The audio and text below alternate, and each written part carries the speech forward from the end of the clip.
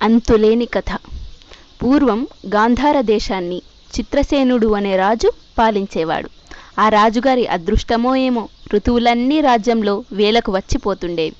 మంచి వానలు కురిసి బాగా పంటలు పండేవి. పౌరులంతా క్షేమంగా హాయిగా జీవించేవారు. సమస్యలు ఉండేవి కావు. తాతలు తండ్రులు ఆర్జించి పెట్టడంతో కోశాగారం కూడా నిండుగా ఉంది.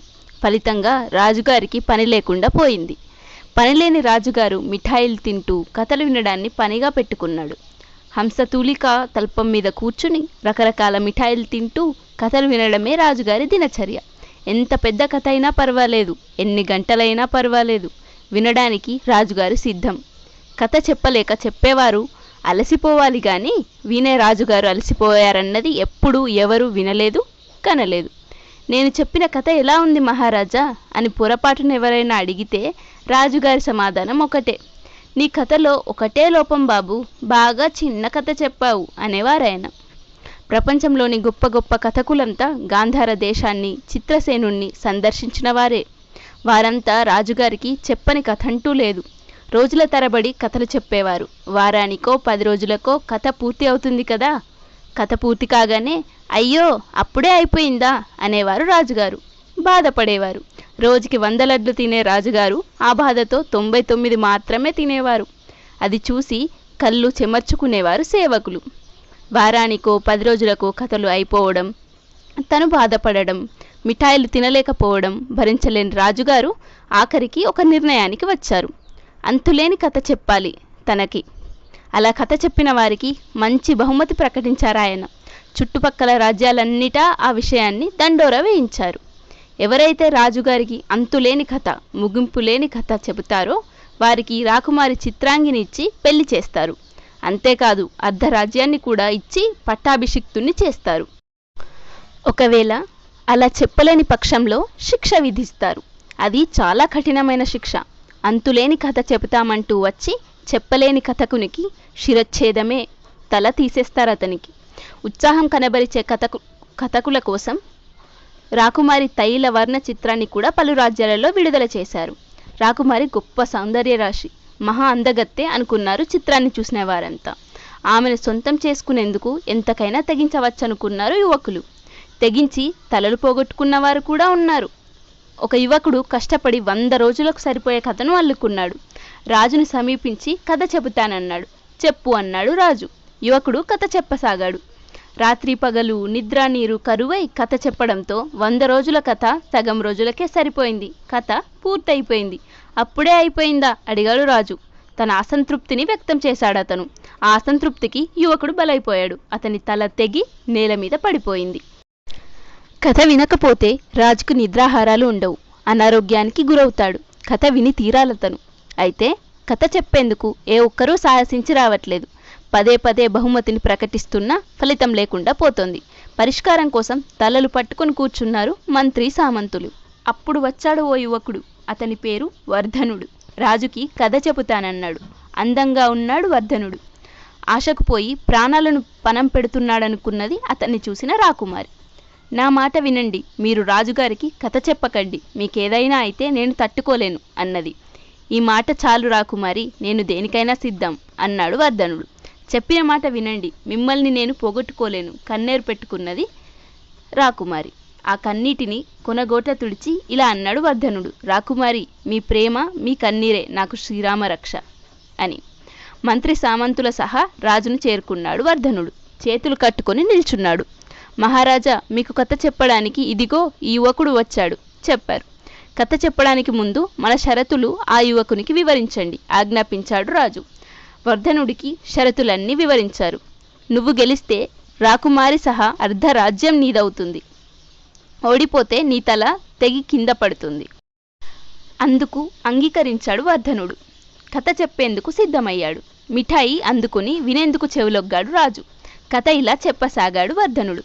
అనగనగా ఒక రాజు. ఆ రాజుకి మిఠాయిలంటే మహా ఇష్టం.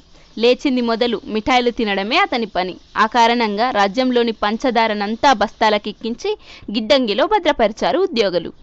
పెద్ద పెద్ద ఇనుప తలుపులు వేసి తాళాలు పెట్టారు. రాజుగారిలాగే చీమలకు కూడా పంచదారంటే పంచప్రాణాలు. అయితే రాజ్యంలో ఎక్కడ ఒక్క పంచదార పలుకు కూడా కనిపించలేదు. వెదికి వెదికి వేసారిపోయాయి అవి. ఆఖరికి గిడ్డంగిలో పంచదార ఉన్న సంగతి తెలుసుకున్నాయి. లోనికి వెళ్దామంటే ఎక్కడా ఎలాంటి దారి వాటికి కనిపించలేదు. గట్టిగా మూసుకొని ఉన్న అంత ఎత్తున ఉన్న ఇనుప తలుపుల్ని చూసి గుండెలు బాదుకున్నాయి చీమలు. గోల పెట్టాయి. చీమలు గుండెలు బాదుకోవడం, గోల పెట్టడం రాజుగారికి నవ్వు తెప్పించింది. నవ్వాడతను. తర్వాత ఏమైంది అడిగాడు రాజు. తర్వాత ఏమైందంటే, ఓ రాణి చీమ గిడ్డంగిలోకి వెళ్లేందుకు ఓ చిన్న సందు కనిపెట్టింది.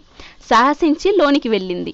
వేలాది పంచదార బస్తాలు చూసి పొంగిపోయింది. ఓ బస్తాకి అతి కష్టం మీద చిన్న రంధ్రాన్ని చేసింది. ఓ పంచదార పలుకుని లాగి నోట కరిచింది. వ్యయ ప్రయాసలను ఓర్చి దానిని బయటకు తెచ్చింది. రాణి చీమ నోట పంచదార పలుకు చూసి ఆనందించాయి మిగిలిన చీమలు. రాణి చీమకు జేజేలు పలికాయి.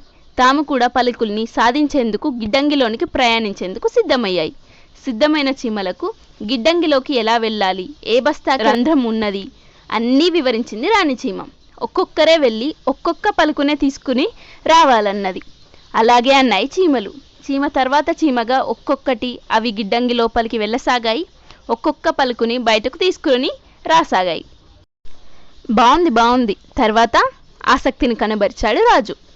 చీమ తర్వాత చీమగా ఒక్కొక్కటి గిడ్డంగిలోకి వెళ్తున్నాయి చీమలు. ఒక్కొక్క పంచదార పలుకుని బయటికి తీసుకొని వస్తున్నాయి.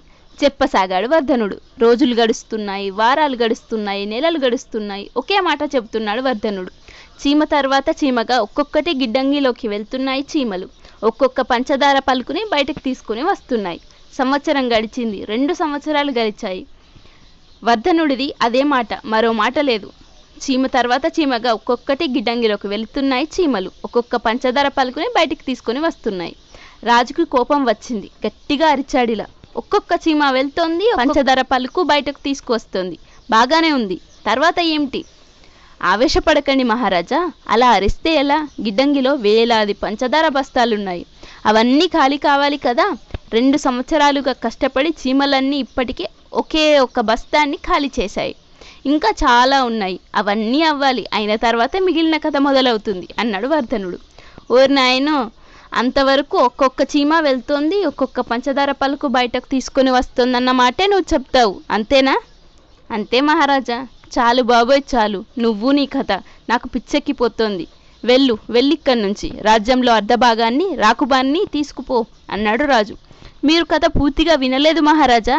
వద్దు, వినను. నువ్వు నీ చీమలు, నీ చీమల కథ నాకొద్దు. వెళ్ళిక్కడి నుంచి. పెట్టుకున్న కిరీటాన్ని తీసి విసిరి కొట్టాడు. జుత్తు పిక్కున్నాడు రాజు. మరుక్షణమే మహారాజు ప్రకటించిన ప్రకారం రాకుమారికి వర్ధనుడికి పెళ్ళయింది. అర్ధరాజ్యానికి వర్ధనుడు రాజయ్యాడు. ఆనాటి నుంచి అతను రాజవర్ధనుడయ్యాడు. అల్లుడి దెబ్బకి చిత్రసేన మహారాజు కథలు వినడం మానుకున్నాడు. కథలు వినడాన్ని ఎప్పుడైతే మానుకున్నాడో అసలు మిఠాయి తినడం కూడా మానుకున్నాడు. అయితే వర్ధనుడు కనిపిస్తే చాలు తప్పించుకొని తిరుగుతున్నాడు. అల్లుడు కనిపిస్తే చీమల కథ చెప్తాడని భయపడుతూ అంతఃపురంలో అతని కంటికి కనిపించకుండా దాక్కుంటున్నాడు చిత్రసేన మహారాజు. ఇది అంతులేని కథ.